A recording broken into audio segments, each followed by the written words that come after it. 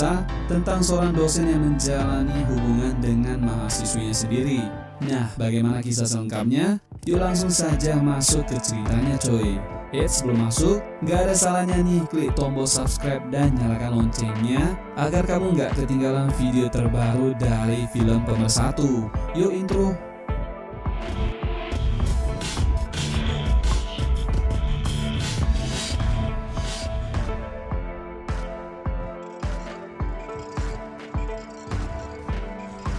Film ini diawali dari seorang dosen bernama Pak Choi. Pak Choi ini seorang dosen di sebuah kampus dan tergolong hidup berkecukupan coy. Pak Choi tinggal bersama mahasiswinya yang bernama Mina. Terlihat Pak Choi ini bisa dikatakan pria mesum. Namun di balik sosoknya ini, Pak Choi merupakan pria humoris yang suka membantu dan bersahaja. Terlihat Pak Choi begitu agresif dan selalu berusaha untuk mengajak Mina. Namun Mina seringkali menolak ajakan Pak Choi untuk main kuda-kudaan. Singkat cerita, saat di kampus ternyata Mina menjadi wanita idaman para penghuni kampus coy. Mereka berniat mengincar gua rahasia dari Mina. Saat di kelas, Mina terlihat cukup dekat dengan seorang pria bernama Seitong. Pak Choi yang melihat Mina PDKT dengan Seitong tentu membuat hatinya cemburu dan menegur Mina untuk tidak berisik di dalam kelas. Pak Choi yang melihat kedekatan Mina dengan Seitong lalu memantau mereka dari dalam mobil coy. Ternyata mereka masuk ke kos-kosan Seitong untuk berencana main kuda-kudaan. Pak Choi yang udah cemburu ini lalu mencoba mengintimidasi Mina seakan-akan mengusirnya dari rumah Pak Choi. Mina yang menerima SMS dari Pak Choi lalu meninggalkan Seitong dengan batang singkongnya yang udah menonjol. Sesampainya Mina di rumah Pak Choi, ternyata bukan dimarahi, melainkan Pak Choi berusaha merayu Mina untuk main kuda-kudaan. Namun lagi dan lagi, Mina menolak ajakan Pak Choi. Pada keesokan harinya, datanglah seorang guru baru bernama Hansin. Gadis boha ini rencananya akan mengajar di kampus tersebut. Namun tak sengaja, lewatlah ia di depan Pak Choi dan juga kawan-kawan.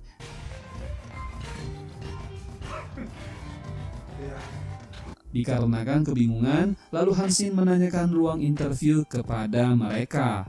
Pak Choi yang gak mau ketinggalan kesempatan emas ini langsung membawanya ke ruangan dan melakukan interview. Tanpa basa-basi dan berpikir lama, Pak Choi pun langsung mengiyakan dan menerima Hansin. Pak Choi lalu mengajaknya untuk memperhatikan bagaimana caranya ia mengajar. Di saat ia menjelaskan pelajaran di hadapan mahasiswanya, ia sempat melihat pemandangan dari Hansin yang saat itu duduk di kursi paling depan coy.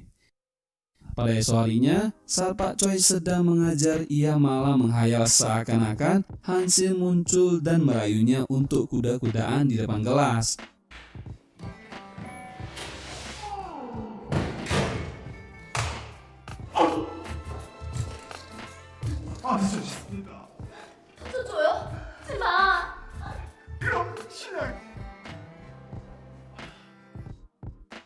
Pak Choi yang sudah terobsesi dengan Hansin pun mengikutinya ke dalam perpustakaan. Ia mencoba mengintip bukit kembar yang montok itu hanya untuk memenuhi hasrat dan juga birahinya coy. Kurang puas juga, Pak Choi mendatangi tempat aerobik untuk bertemu dengan Hansin. Dikarenakan sudah tidak tahan lagi, Pak Choi berusaha menggerayangi Hansin. Alhasil, Pak Choi mendapatkan boga mentah dari telapak tangan Hansin. Sifat barbar Pak Choi kepada Hansin terbawa sampai ia mimpi basah di malam harinya coy. Lanjut cerita, esok harinya birahi Pak Choi kembali memanas saat ia melihat Hansin sedang melakukan yoga.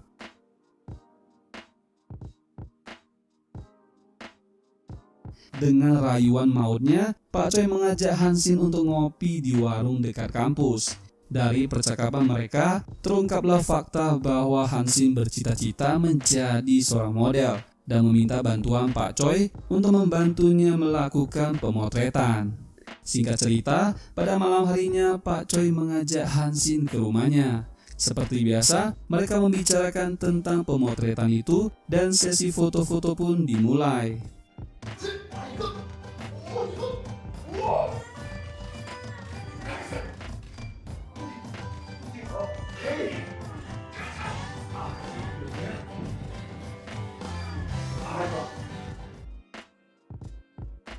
Setelah puas di sesi pemotretan, lalu mereka merayakannya di sebuah warung untuk minum-minum. Pak Choi yang sedang mabuk lalu membawa Hansin kembali ke rumahnya. Di sana, ia berusaha merayu Hansin untuk main kuda-kudaan lagi. Namun lagi dan lagi, ia kembali mendapatkan penolakan namun diakhiri dengan ciuman manis. Dari sinilah ia mendapatkan pelajaran berharga. Kalau cinta nggak selamanya wena-wena nafsu belaka coy. Pada esok harinya, Pak Choi tak patah semangat, lalu kembali mencoba peruntungannya dengan merayu Hansin. Namun kali ini, ia mencoba dengan sifat humorisnya, dan tak disangka Hansin membalasnya dengan sangat baik.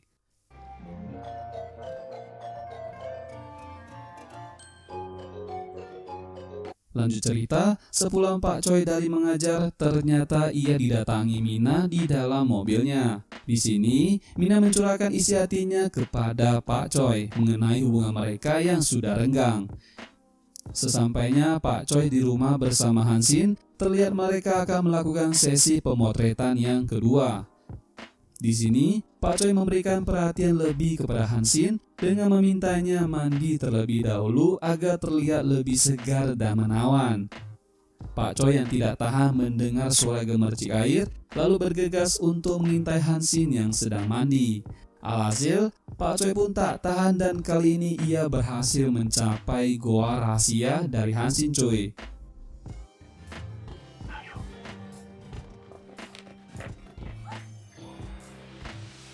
나에게 열정적인 사랑을 나눠주고 있었지. 우린 그걸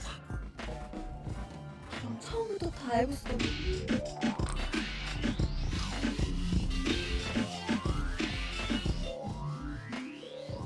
Namun tak berselang lama, Mina kembali ke rumah Pak Choi dan dengan cerdiknya, Mina mematikan saklar lampu.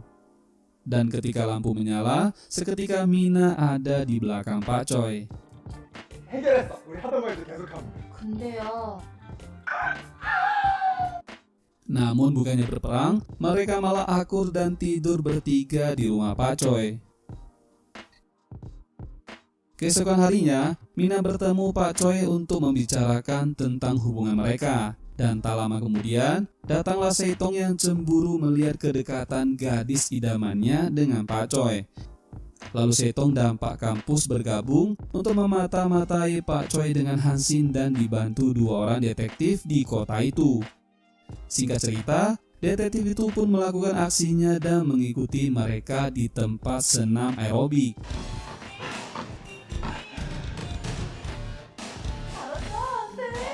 뭐가 쉽네? Melihat keelokan Hansin, Pak Choi pun tak tahan dan mengajaknya main kuda-kudaan di belakang. Tak diduga, detektif itu berhasil mendapatkan foto kuda-kudaan dari Pak Choi bersama Hansin. Keesokan harinya, Mina menemui Hansin. Di sini, Mina menanyakan hubungannya dengan Pak Choi. Namun Hansin mengatakan bahwa hubungan mereka hanya sebatas teman saja. Dan lalu mereka menuju sebuah warung jamu untuk melupakan masalah malam itu.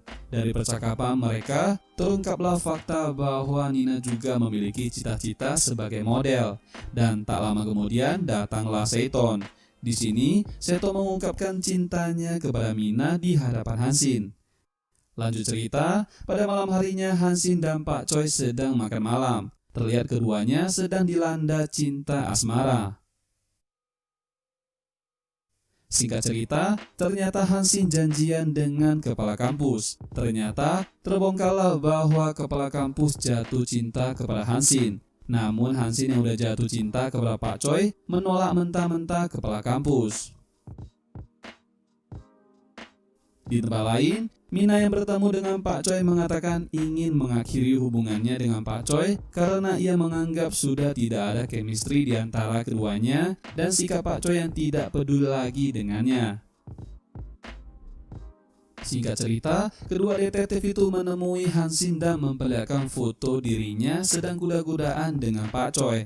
Di sini, detektif itu meminta Hansin untuk menjauhi Pak Choi dan diminta untuk menemui seseorang yang sedang menunggu Hansin di pulau seberang. Jika tidak, foto-foto itu akan disebarluaskan. Pada malam harinya, Hansin yang dilanda kegalauan dan memutuskan untuk tidak memberitahu permasalahan ini kepada Pak Choi. Esok harinya, Pak Choi mendapatkan telepon dari Hansin yang mengatakan ia akan pergi keluar pulau.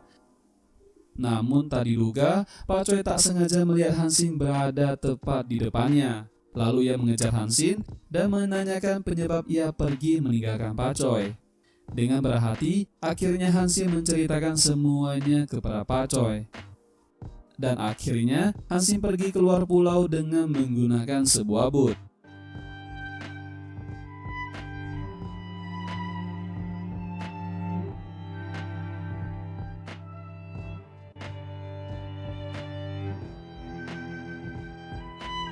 Di sana, ia telah ditunggu oleh seorang wanita yang ada di dalam mobil.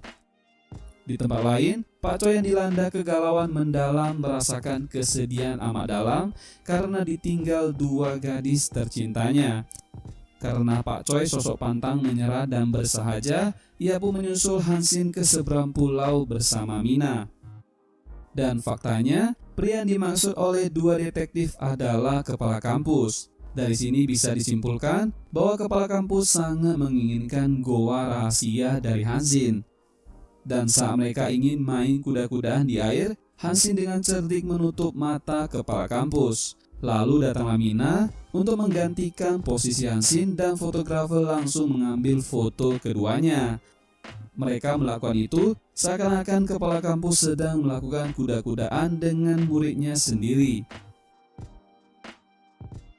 Singkat cerita, Pak Choi berhasil menjalankan aksinya dan membawa kabur Hansin dari tempat itu. Di sini, Hansin menanyakan kepada Pak Choi apakah ia tulus mencintainya. 미안해. 안 해. 그렇더라. 사랑해. 말하기가 그래. Tak lama, datanglah Mina dan terungkaplah fakta bahwa Mina dan Hansin bekerja sama untuk mengajarkan Pak Choi agar lebih menghargai kata saling mencintai. Di sini, Pak Choi mendapatkan pelajaran berharga bagaimana rasanya kehilangan orang yang dicintai. Di akhir film, Pak Choi berhasil menggait Mina dan juga Hansin, dan film pun tamat. Oke coy, inilah alur cerita lengkap film Wrestling 2014. Pesan dari film ini bahwa setiap hubungan percintaan tak hanya nafsu, fisik, kuda-kudaan, dan duit saja. Namun di balik itu dibutuhkan saling mencintai dan chemistry keduanya. Sekian cerita kali ini. Jika kalian menyukai video ini, jangan lupa tinggalkan like dan komentarnya coy. See you in the next video.